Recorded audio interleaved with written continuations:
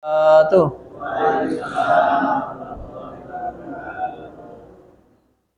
Alhamdulillahi rabbil alamin wassalatu wassalamu ala asrofil anbiya'i wa mursalin sayyidina wa maulana Muhammadin wa ala alihi wa ashabihi wa man tabi'ahum bi ihsan ila yaumidin. Ibu-ibu, bapak-bapak, saudara-saudara sekalian rahimakumullah, alhamdulillah Allah tasik paring terus nikmat hidayah dumateng kita sedaya.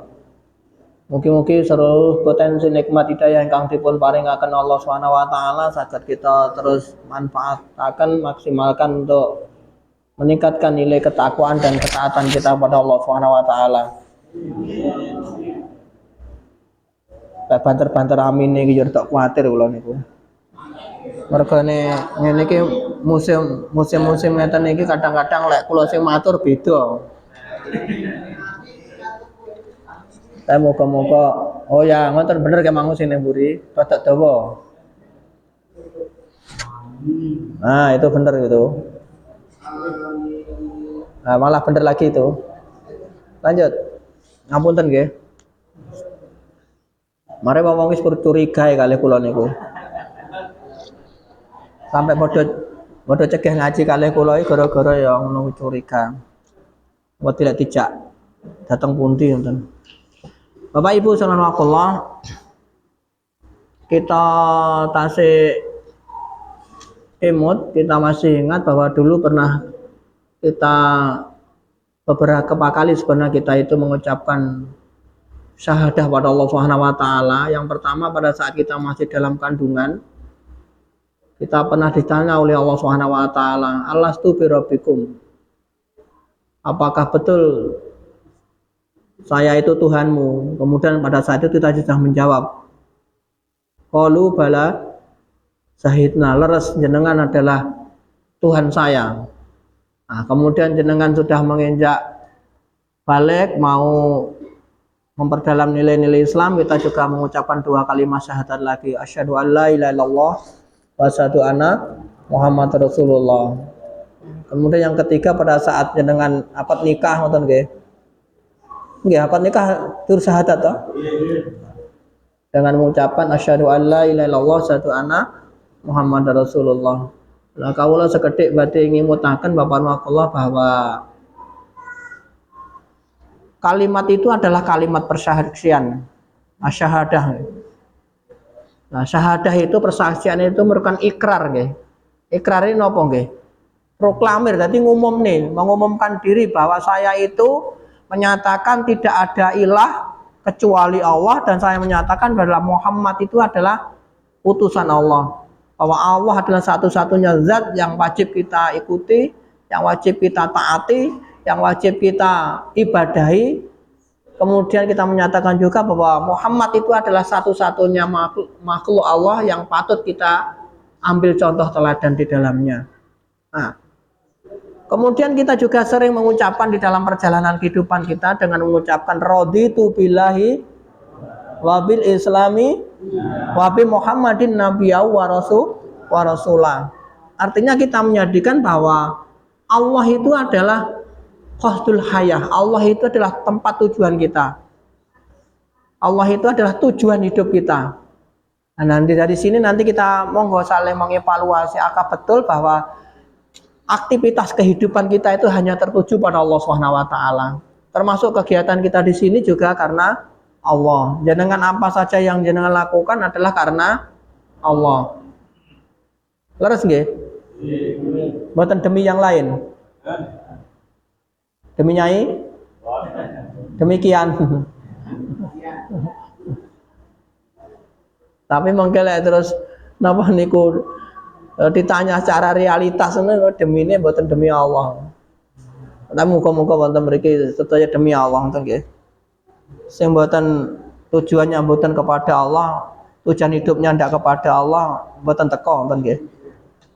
Lanjut, kemudian yang kedua kita nyatakan bahwa raditu billahi rabba wa bil islami dina, bahwa Islam itu adalah minhajul hayah. Islam itulah adalah pedoman hidup kita.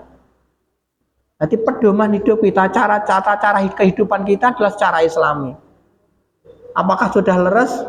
Ibu-ibu, bapak-bapak di belakang, halo. Cara hidup kita sudah sesuai dengan Islam? Insya Allah. Dari sisi mana yang secara Islam? Perilakunya sampun Islami? Ampun. Ibadahnya secara Islami? Ampun. Pakaiannya pun Islami? Pergaulannya sampun Islami? Kok insya Allah benar dilakoni ya.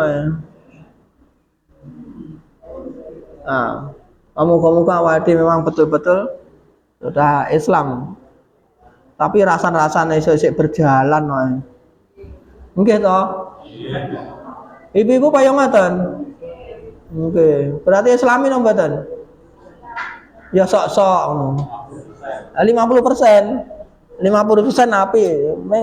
50%-ne neh. Lanjut. Kemudian yang ketiga bahwa raditu billahi rabba wa bil islami dina wa bi Muhammadin nabiyya wa rasulah, bahwa Rasulullah Muhammad itu adalah qudwatul fil hayah. Napa niku contoh teladan hidup kita. Pertanyaan, sudah betulkah kita sudah menjadikan Muhammad sebagai contoh dalam kehidupan kita? Dalam pergaulan, dalam berumah tangga. Nah, kemarin kami sampaikan ternyata ya bener, banyak di antara kita yang durhaka kepada anak. Itu salah satu contoh bahwa katanya sudah menjadikan Muhammad sebagai contoh teladan. Halo, sakit timireng nih iki. Sakit, lanjut. Papan wakwa sedikit kalau matur. Sedulurnya siapa yang mudah napa niku menerima nilai-nilai Islam? Siapa yang mudah merealisasikan nilai-nilai yang sudah kita sampaikan tadi? Menyatakan bahwa Allah adalah tujuan hidupnya, kemudian Islam adalah pedoman hidupnya, kemudian Muhammad adalah Rasul, adalah napa niku contoh hidupnya. Hanya mereka lah yang pertama, dia itu orang-orang yang memiliki qalbun salimun, hati yang bersih. Kemudian yang kedua adalah orang-orang yang aklun dzakiyun, orang-orang yang cerdas, orang yang memiliki akal yang cerdas. Jadi hanya orang-orang yang memiliki hati yang bersih dan akal yang cerdas adalah yang mudah menerima dan mampu merealisasikan apa yang kita sampaikan tadi. Nah, sekarang kita lihat siapa orang-orang yang hatinya bersih, orang yang memiliki qalbun salimun, sebagaimana yang Allah dahulukan di dalam surat Asy-Syu'ara ayat ke-89, surat ke-26 ayat ke-89, Allah dawuh illa man atallaha bil qalbin salim. Bahwa Allah dawuh illa, kecuali orang-orang yang menghadap Allah dengan hati yang bersih. Hati yang bersih, hati yang hanya tertuju pada Allah Subhanahu wa taala. Hati yang hanya tertuju kepada Allah Subhanahu wa taala. Kemudian Allah juga dawuh, hati yang bersih tadi yang bagaimana? Hati yang bersih itu hati yang sebagaimana yang Allah dawuhkan, wa minan nas mayataqitu min dunillahi andada yuhibbunahum kahubillah. Bahwa di antara manusia itu banyak orang-orang itu yang menyembah tandingan-tandingan selain Allah. Siapa mereka? Mereka yang mencintainya, mencintai sesuatu itu sama dengan mencintai Allah. Kemudian Allah tegaskan waladzina amanu, sedangkan orang yang beriman itu asyaddu hubbalillah, amat sangat cintanya kepada Allah Subhanahu wa taala. Jadi siapa orang yang hatinya bersih? Orang yang amat sangat cintanya kepada Allah Subhanahu wa taala. Cintanya kepada Allah tidak bisa terkalahkan dengan cinta yang lain. Angel malih niki mangke. Coba kita lihat Allah dawuh misalnya di dalam surat Taubah ayat 24 itu, kul in kana abaukum. Katakanlah jika bapak-bapakmu, kemudian anak-anakmu, kaum keluargamu, istri-istrimu, apalagi tempat tinggal yang kamu sukai, perniagaan yang kamu khawatir kerugiannya, itu lebih kamu cintai daripada Allah, Rasul dan jihad, maka tunggulah sampai Allah mendatangkan keputusannya. Jadi Allah itu sudah ngancam kita kalau awal dhewe niku mengalah cinta kita kepada Allah, cinta kita pada Rasul, cinta kita pada jihad itu terkalahkan oleh yang lain. Tapi nggih hapet. Awake dhewe niku napa niku mirsani kanca-kancane awake dhewe sing susah. Ngono nggih umek kae.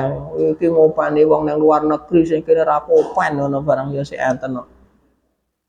Tapi muga-muga atine bersih lah. Kita berdoa supaya awak dhewe niku sen untuk saling merasakan itu luar biasa. Timbul lagi. Lanjut. Kemudian siapa mereka yang hatinya bersih? Orang yang hatinya bersih, orang-orang yang innamal mu'minuna alladzina idza dzukirallahu wajilat qulubuhum wa idza tuliyat alaihim ayatuhu sadatu imana wa ala rabbihim yatawakkalun. Yaitu orang-orang yang beriman.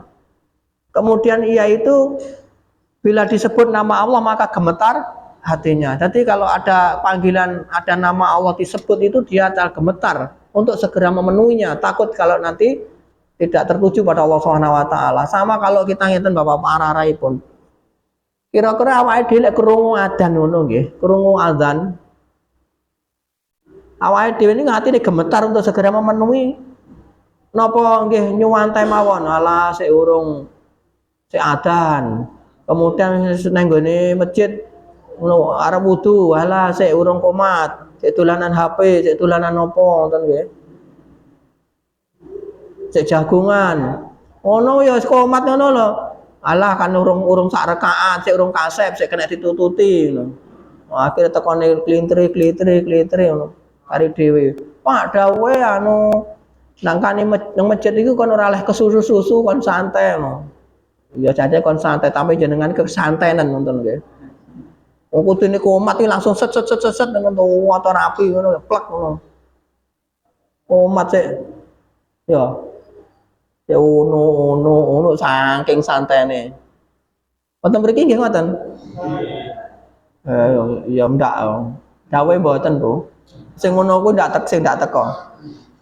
Lanjut. Ada 3 ciri di antara ciri-ciri orang yang hatinya bersih. Yang pertama adalah orang yang hatinya bersih itu adalah orang-orang yang roja'u rahmatullah. Orang-orang yang sangat mengharap akan rahmat Allah Subhanahu wa taala. Khawatir nanti kalau tidak diberi rahmah, tidak dikasih sayangi oleh Allah Subhanahu wa taala. Jadi khawatir nanti kalau Allah tidak sayang padanya. Jadi sangat hati-hati kok jangan Allah tidak menyayangi sayang. Karena dia paham bahwa masuk surga itu tidak hanya diandalkan amal kita, tapi masuk surga itu karena rahmat Allah, karena kasih sayang. Awalnya dia dimesak nih, dikasihi. Tapi insya Allah awal dhewe amalnya terus tertib semangat itu kan ya Allah mesakne kok mesakne men wong ki repote kaya ngono panggah sik salate mempeng untuk kondisine kaya ngoten ya mempeng kondisi loro-loro ya panggah terus semangat untuk salat jamaah ngono akhirnya kan dimesakne awak dhewe niku gleweleng tapi minta dimesakne ngoten nggih oh sing gleleng ora mlebu ki mau lanjut. Allah dawuh wonten surat Al-Ahzab ayat ke-21. A'udzubillahi minasyaitonir rajim. Laqad kana lakum fi Rasulillahi uswatun hasanah liman kana yarjullaha wal yaumal akhira wa dzakarallaha katsira. Sesungguhnya telah ada pada diri Rasulullah SAW teladan yang baik. Yaitu bagi orang-orang yang mengharap rahmat Allah dan kedatangan hari kiamat dan dia banyak menyebut Allah.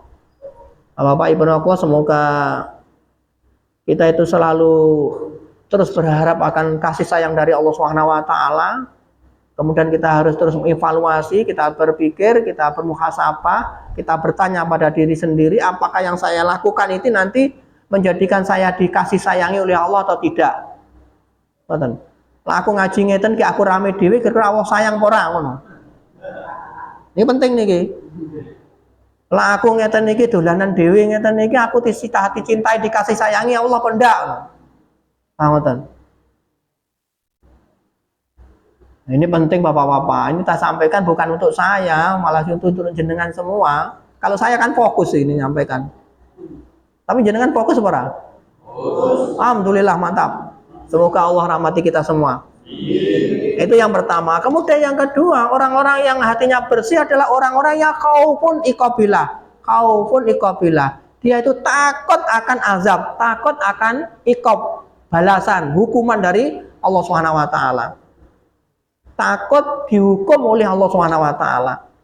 Allah Subhanahu wa taala dawuh pada kita di dalam surat Al-An'am misalnya, Kul inni akhafu in asaitu rabbi adzaba yaumil azim. Kul, katakanlah, sesungguhnya aku takut akan azab dari hari yang besar, yaitu hari kiamat, jika aku mendurhakai Tuhanku. Bapak, kembali ini juga kita tanyakan pada diri kita sendiri, apakah yang saya lakukan ini kira-kira nanti menimbulkan kemarahan dari Allah atau tidak? Kalau menimbulkan kemarahan, nanti berarti saya akan diazab, saya akan dihukum, saya akan diiqab oleh Allah Subhanahu wa taala. Bukan hanya di sini, maksud di apa saja yang kita lakukan, mesti kita harus pertanyaan itu muncul. Apakah yang saya lakukan ini menjadikan Allah ridho atau tidak? Allah marah atau tidak? Allah nanti hukum saya atau tidak? Kalau misalnya nanti yang kita lakukan ternyata Allah Subhanahu wa taala marah pada kita, mesti akan menghukum kita. Nah, kita masih harus tinggalkan. Nah, orang-orang yang hatinya bersih itu selalu perhatian terhadap itu. Selalu memperhatikan dirinya supaya dirinya nanti tidak dihukum, tidak diazab, tidak diiqab oleh Allah Subhanahu wa taala. Bapak Ibu Allah, kita lanjut di ayat yang lain. Di surat ke-33 tadi, ayat 22-nya. Walamma ra'a mu'minuna, dan tatkala orang-orang mukmin melihat golongan orang yang bersekutu itu, mereka berkata, inilah yang dijanjikan Allah dan Rasulnya kepada kita, dan benarlah Allah dan Rasulnya. Yang demikian itu tidaklah menambah kepada mereka kecuali iman dan ketundukan. Jadi Bapak Ibu, Allah sudah memberitakan semua akibat apa yang kita lakukan. Kalau kita melakukan ini akan begini. Kalau kebaikan yang kita lakukan akan dibalas kebaikan. Kalau kejahatan yang kita lakukan nanti akan dibalas kejahatan. Dan sekecil apapun nanti terbalas. Yang baik dibalas baik, yang jelek dibalas jelek. Faman ya'mal misqala dzarratin khairan yarah, wa may ya'mal misqala dzarratin syarran yarah. Sekecil apapun akan terbalas. Nah, orang-orang yang hatinya bersih itu harus orang-orang yang terus merasakan itu. Berarti merasa sekecil apapun akan dibalas oleh Allah Subhanahu wa taala. Sehingga ketakutannya akan mendapatkan balasan siksa dari Allah Subhanahu wa taala itu muncul di dalam hatinya. Akhir-akhir hati kita muncul perasaan itu nomor boten. Muncul ya. Nggih ya. Ya alhamdulillah. Muga-muga. Itu yang pertama. Yang kedua, tanda orang yang hatinya bersih. Kemudian yang ketiga, orang-orang yang hatinya bersih adalah orang-orang yang mahabbatullah. Orang-orang yang sangat cintanya kepada Allah Subhanahu wa taala, sangat mencintai Allah Subhanahu wa taala. Tadi sudah kita sampaikan, mereka yang mencintai Allah itu amat sangat cintanya kepada Allah Subhanahu wa taala. Jadi Bapak-bapak sering saya sampaikan bahwa pekerjaan utama kita itu adalah sholat. Bagi bapak-bapak yang laki-laki sholat jamaah di masjid. Bagi ibu-ibu nanti tepat waktu. Sedangkan pekerjaan yang lain itu ada sesungguhnya pekerjaan-pekerjaan pendamping, pekerjaan-pekerjaan menunggu, pekerjaan-pekerjaan sampingan. Nah, kira-kira lawak di pas ning sabin ini sing sawah apa iki? Di sawah ora? Kayak asar-asar kita berangkat badur, berangkatnya jam 2 ke jam 3 adzan. Ah, kinten-kinten kira-kira ndang kondur kita salat terus nek sawah malih apa ngenteni iku jam 4:30. Oh, malah jam 5. Oh, cah kene jatuh yang ngono kuwi. Oh, takoni 4:30 malah jam 5. Mantap.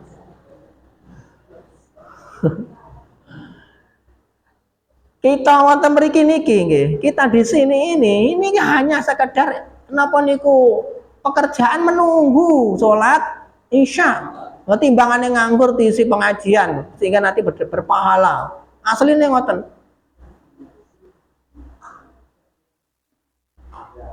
Mergi bapak-bapak kula jenengan pirsa wonten beberapa hadis yang didhawuhkan Rasulullah sallallahu alaihi wasallam. Yang pertama misalnya hadis yang menceritakan terkait bahwa Amal itu di akhirat yang dinilai pertama, yang dilihat pertama adalah sholat. Kalau sholatnya baik, semuanya dianggap baik. Kalau sholatnya jelek, yang belakang dianggap jelek. Jadi kawan-kawan ini perlu perhatian. Pak awal dhewe engko lek memenuhi sholat, mentinge sholat kayak terus ora nyambet gawe pripun? Ya panggah nyambet gawe lho. Tetep lah nyambet gawe niku sudah otomatis. Allah itu sudah tata kehidupan kita itu bahwa pekerjaan itu sudah dinik-nik. Misalnya sing sawah itu lek mau tertib biasa jane enak ngono. Bar subuh ngono, cek esuk kira 4:30 jam 5 berangkat, mulai jam 8 ngono nikmat mboten? Ya urung panas, engko mulai jam 8 mulai. Lah jangan bayang jam 5 sampai jam 8 sampai jam 9 niku wis kesel. Nah, ngono iso salat duha, iso yang lain-lain. Lah ndak jenengan berangkat jam 8. Dikit-dikit nang sawah jam 10 kepanasan. Panas eleh 2 jam. Kira-kira efektif mana yang berangkat jam 5 tadi dengan yang berangkat? Lah jatune ora toto nyambet gawe niku. Angel. Bocah kene ya ning sing angel ngono kuwi. Kathah. Lho kok yo eneng. Apa? Apa banter keliru? Lah kula iki yo sik ngaji teng mriki lho. Anjenan bayangke. Tak critane kok ya anu. Lanjut. Ngono lara gelem nyoblos ya kebangetan. Guyune ya tak arep-arep iki guyune ya. Mantap. Oleh niku mesti gampang. Jenengan takok ngono lah aku ora tau takok ning kene iki. Bapak jenengan takok niku kudu isin lho. Aku ora tau takok. Lah kok takok malah kowe tingan wae. Boten, malah kula ngoten. Kula jenengan wani takok. Iki sapa sing takok bantermu? Muga-muga sing takok engko isin. Ora nang kene suara kok suara dari luar. Mantap. Cah kene gak kalah pokoke. Lanjut ku teko ngendi-ndine. Teko ngendi kula wau terakhir. Salat. Bapak Ibu nakullah bahwa ini penting deh. Kita nanti atur waktu. Sama kalau kita di kantor itu kerja jam 8 misalnya sampai jam 11 jam 12 itu sudah kesel. Jadi waktu diistirahatkan dengan sholat duhur. Dan kemudian waktu siang di panas juga kesel untuk diistirahatkan dengan asar. Nah, untuk nanti kita bisa asar isyarat sebentar, kemudian sholat maghrib dan kita bisa asik-asik di sini. Ini menikmati menunggu isya, nikmat. Dan bapak-bapak dan alhamdulillah di sini kan aktif tiap hari wonten nggih. Bahwa sesungguhnya duduk-duduk semacam ini di dalam majelis untuk mengagungkan Allah itu sebuah duduk-duduk yang luar biasa di Allah Subhanahu wa taala. Nikmatnya wonten nggih. Apalagi ada apa nih? Ada jajan. Ngono ki kula yo urung sempat maksudnya kula arep ngombe ya izin karena jenengan. Jenengan ndak izin belas lho. Mboten to? Lah iya ngono kok nyalah-nyalahne aku. Lanjut. Itu yang pertama. Orang yang mudah menerima Islam ada orang-orang yang memiliki qalbun salimun. Dengan ciri-ciri apa tadi? Dia selalu mengharap kasih sayang dari Allah Subhanahu wa taala, takut akan azab Allah Subhanahu wa taala dan betul-betul mencintai Allah Subhanahu wa taala. Kemudian yang kedua, bahwa orang-orang yang mudah menerima Islam adalah mereka yang akhlun dakyun, orang yang memiliki akal yang cerdas. Nah, siapa orang yang memiliki akal cerdas? Pokoknya akar ndak cerdas, ndak pinter udur-uduran, ndak pinter ngritik ngono apa Islam angel. Mau ngewe serano angel, ora gelem berpikir. Tapi orang yang cerdas itu mudah. Yang pertama adalah orang-orang yang cerdas itu adalah tadabbarul Quran. Orang-orang yang mentataburi, orang-orang yang mempelajari Al-Qur'an. Jadi bapak-bapak kalau kita ingin mempelajari Al-Qur'an mesti nanti kita akan mudah menerima Islam. Rata-rata awake dhewe niku kan ya ora tek. Coba bukan kata sing ya bener maca Al-Qur'an, ya baca hadis. Nanti Al-Qur'an itu hanya sekedar dibaca kemudian tidak tahu maknanya, tidak tahu isinya. Kira-kira nambah keislaman ini mboten? Ya mboten, tapi alhamdulillah wonten mriki Walaupun tak iso maca tapi kan maknanya disampaikan akhirnya kan ya semangatnya luar biasa. Muga-muga keistiqomahan ini nanti dijaga oleh Allah Subhanahu wa taala sampai Allah menjemput kita semua. Ini penting karena kita nanti meninggal itu ditentukan oleh keistiqomahan kita. Kalau awal biasa ngeten iki, ngaji ngeten iki, insyaallah nanti kita ya akan dijemput Allah SWT dalam kondisi bermajelis ngeten iki. Insyaallah. Allah dawuh wonten surat Shad ayat ke-29. Allah dawuh kitabun angsalnahu ilaika mubarakun. Ini adalah sebuah kitab yang kami turunkan kepadamu penuh dengan berkah. Jadi Al-Qur'an itu diturunkan pada kita, di situ banyak keberkahan. Dulu pernah kita sampaikan berkah itu apa? Berkah itu adalah ziyadatul khair wa ziyadatul ta'ah. Bertambahnya kebaikan dan bertambahnya ketaatan. Jadi kalau kita nanti belajar Al-Quran, nanti kita akan tambah baik dan kita tambah taat pada Allah Subhanahu wa taala. Baik ekonominya, baik apa lagi nih? Baik akhlaknya, baik macam-macamnya. Penak mboten? Misalnya jenengan ora tak nyambet gawe duwite akeh ngono.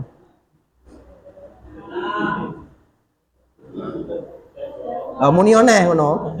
Aja muni neh. Kewereng Pak Bati. Oh, pagamu namuni kok ya bahaya. Lanjut. Entarani kampanye nih. Lanjut. Ini adalah suatu kitab, Al-Quran itu suatu kitab yang kami turunkan kepadamu penuh dengan berkah supaya mereka memperhatikan ayat-ayatnya dan supaya mendapatkan pelajaran bagi orang-orang yang memiliki pikiran. Jadi orang-orang yang tidak baca Al-Quran itu adalah orang-orang yang tidak punya pikiran. Dianggap orang-orang itu orang-orang yang tidak mau berpikir.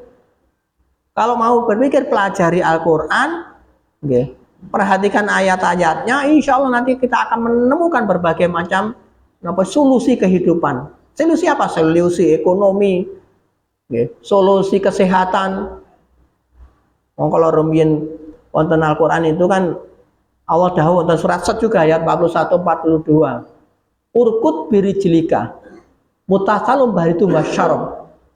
Urkut birijlika itu hentakkan kakimu, kemudian mandi dan minumlah. Jadi bapak-bapak kalau ingin sehat itu adalah menghentakkan kaki, berarti banyak jalan, paham? Kemudian nanti setelah jalan-jalan terus mandi segar nombotan? Segar. Bar mandi baru minum. Dan jenengan minum dulu mandi apa mandi terus minum? Ayo bingung. Ngene to cek. Apa jenengan lebih mlaku-mlaku keringetan mboten? Lah jenengan ngombe, jenengan minum.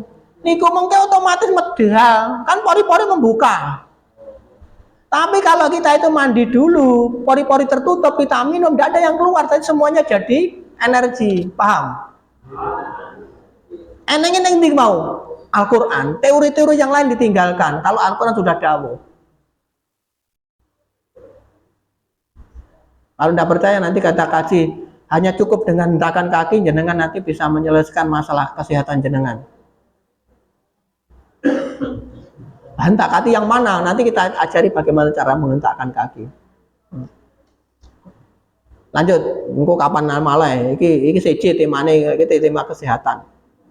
Artinya bapak-bapak di Al-Quran itu masalah ekonomi, masalah kesehatan, masalah kesejahteraan, masalah ketenangan, masalah kedamaian keluarga, semuanya ada di dalam Al-Quran.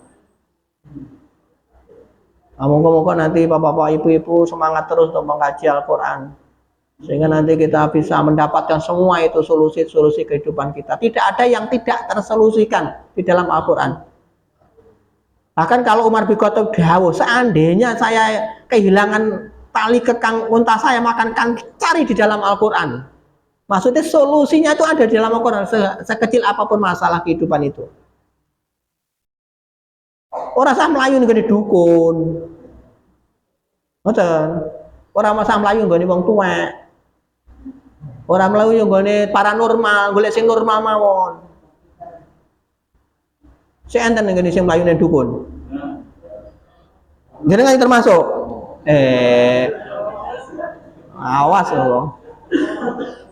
Dukun itu aslinya kalau bahasanya awal dhewe, dukun itu tukang ngapusi. Ngoten. Pinter ya, mantap. Pertanyaan ibu-ibu jangan cerdas kan.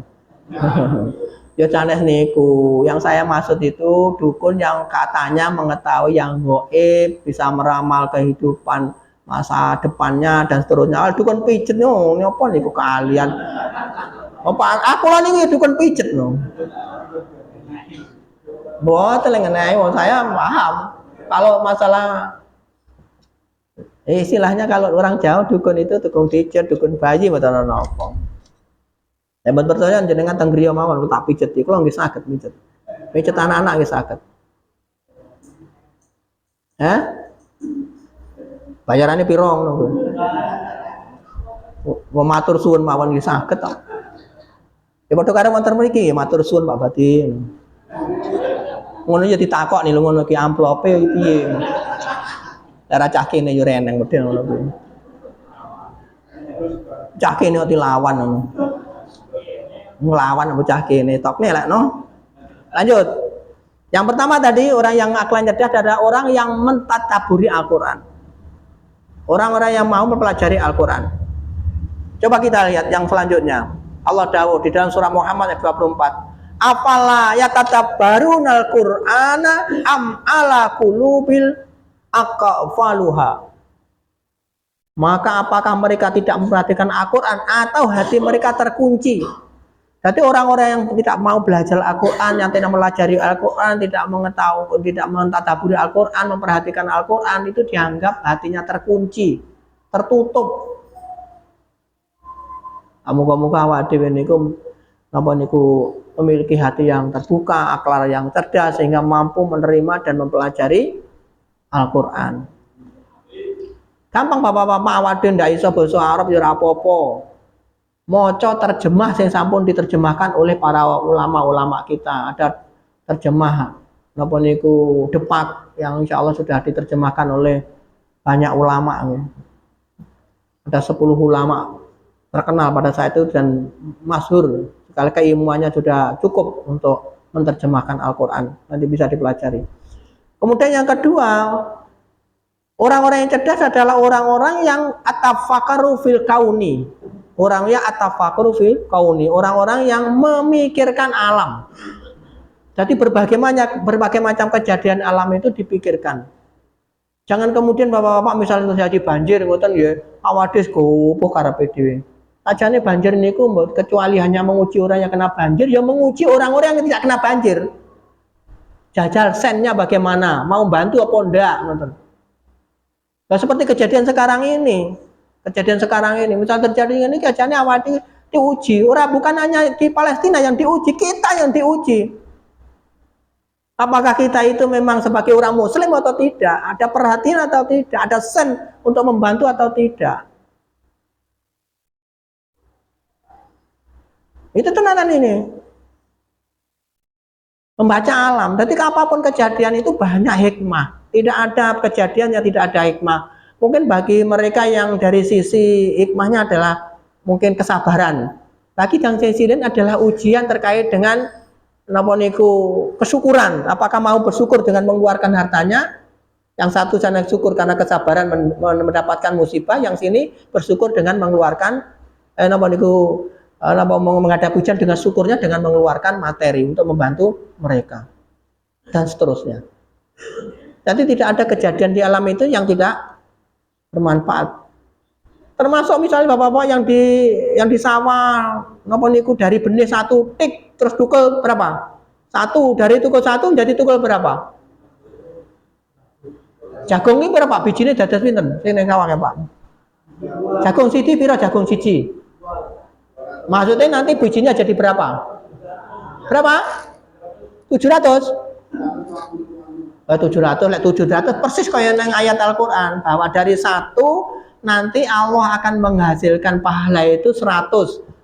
Nah, dari 100 nanti ada masing-masing bertambah 7. Dari 7 itu nanti mantap luar biasa. Jadi aslinya nanti bapak-bapak awal dhewe niku menyebar 1, nanti tumbuh berapa tadi? 700.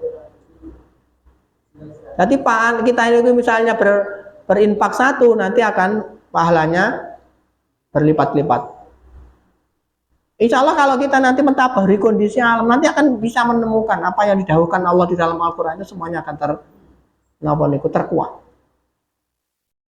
Moga-moga awake dhewe niku terus bisa diberikan akal yang cerdas sehingga mampu memahami semua apa yang kejadian-kejadian yang ada di alam semesta ini untuk meningkatkan nilai ketaatan dan ketakwaan kita kepada Allah Subhanahu wa taala. Itu yang coba kita lihat. Allah dawuh, alladzina yadhkuruna Allaha qiyaman wa qu'udan wa ala junubihim wa yatafakkaruna fil khalqis samawati wal ard rabbana ma khalaqta hadza batila subhanaka faqina adzaban nar. Yaitu orang-orang yang mengingat sambil berdiri, sambil duduk, sambil berbaring, dan mereka memikirkan tentang penciptaan langit dan bumi. Kemudian mereka mengatakan, kita mengatakan, ya Tuhan kami, tiadalah Engkau menciptakan ini namanya sia-sia, maha suci Engkau, maka pelihara kami dari siksa neraka. Jadi semua kejadian alam itu adalah peristiwa yang luar biasa yang bisa kita ambil pelajaran dalam rangka untuk meningkatkan pemahaman kita terkait dengan kekuasaan Allah Subhanahu wa taala. Moga-moga semua kejadian nanti kita bisa anggap baik, tidak ada yang jelek, karena semua itu sudah ditakdir oleh Allah Subhanahu wa taala. Bapak-bapak, misalnya kita ditakdir bangkrut misalnya, kan Allah uji dengan kebangkrutan seperti apa. Yang lain nanti juga sennya seperti apa. Lanjut. Kemudian Bapak Ibu Allah, orang yang cerdas yang ketiga adalah orang-orang yang dzikrul maut, orang-orang yang mengingat kematian. Dan semua kalau ditanya di sini, kalau saya napa niku bertanya, apakah nanti kita akan mati? Nah, semua jawabnya mesti ya. Tidak ada yang jawab tidak. Apakah setelah mati nanti ada kehidupan lagi? Jawabnya iya. Apakah nanti di sana di akhirat nanti kita akan berada di surga atau di neraka? Kira-kira kita di surga atau di neraka?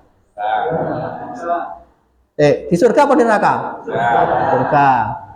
Itu harapan. Tapi kenyataan surga. Mantap, bocah ini pokoknya bangga surga. Untuk ngomong surga. Artinya Bapak Ibu subhanallah, orang yang cerdas itu adalah orang yang mempersiapkan kehidupan setelah mati. Karena kita tahu bahwa kehidupan kita itu bukan sini, kehidupan kita adalah di akhirat. Maka mesti kita harus berbekal. Pengawal dene kene arep Jakarta, niki arep nenggone umroh nenggone ngendi? Mekah saja kita berbekal. Lah awake dhewe niki arep neng akhirat kok ndak berbekal. Kira-kira bekalnya wis cukup apa urung? Halo. Bekalnya wis cukup apa urung? Lah ngono kok arep mati. Lah engko ning neraka apa surga? Urung kok. Ya bangga surga, cah kene ate lawan. Mantap banget. Moga-moga kita jadi orang cerdas, terus mempersiapkan kehidupan setelah mati, karena kita tahu bahwa hidup kita bukan sini. Mungkin sementara ngoten Bapak Ibu sekalian Allah, ini masih panjang sebenarnya, tapi waktunya sudah diingatkan masuk Isya. Walaupun di Isya itu boleh mundur. Ada yang mau didiskusikan monggo. Kelihatannya tadi sudah disiapkan mic tadi. Monggo. Pak, ibu-ibu dulu. Halo ibu-ibu. Ada yang mau didiskusikan? Halo belakang. Belakang mireng nggih? Ya. Ada yang ditanyakan? Pas? Mantap. Iya Bapak-bapak.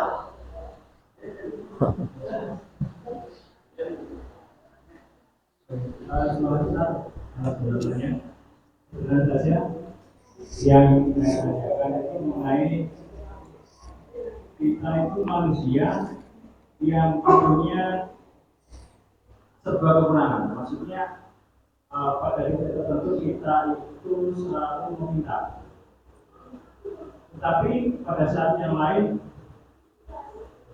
kita itu diberi kelebihan oleh Allah Subhanahu wa taala sehingga ada pemikiran bahwa kita itu malu kan? Kita itu sungkan untuk meminta dan meminta kepada Allah karena rasa syukur kita terhadap semua pemberiannya. Apakah itu salah atau diperbolehkan? Ya. Oke. Cukup, yang lain Bapak-bapak.